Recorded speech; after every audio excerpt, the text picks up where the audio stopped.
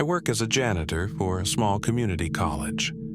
The work is routine, mopping floors, emptying trash bins, and occasionally scrubbing graffiti off bathroom walls. But there's one part of my nightly route I always dread: the old science building. The building has been out of use for years, mostly condemned, but it still houses a few old storage rooms. My job includes checking the place once a week to ensure everything's locked up. It's always quiet in there, too quiet, and I've convinced myself the hum of the fluorescent lights is just my imagination.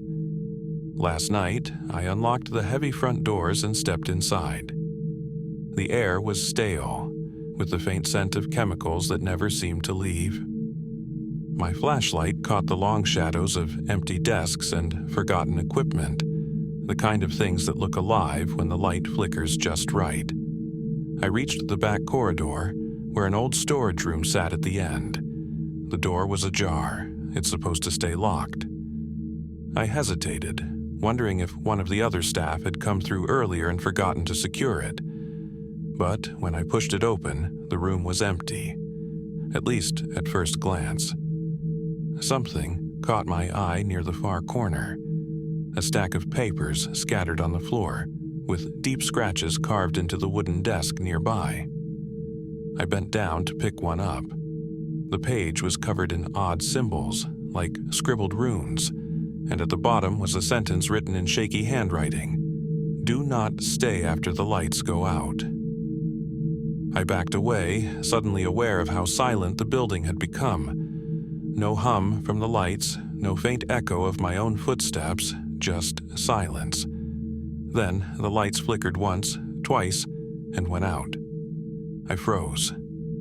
My flashlight beam trembled as I swept it across the room, catching brief glimpses of dust swirling in the air. Then a faint tapping sound began, soft, deliberate, and coming from above. I pointed the flashlight upward. The ceiling tiles were old and yellowed, some of them sagging slightly but otherwise unremarkable. The tapping continued, louder now, moving across the room. Something was in the ceiling, pacing. The sound stopped, and in its place came a low, guttural whisper. I couldn't make out the words, but it felt like they were directed at me. I backed out of the room, never taking my eyes off the ceiling, and slammed the door shut. As I ran down the hallway, I heard the door creak open behind me. I didn't turn back.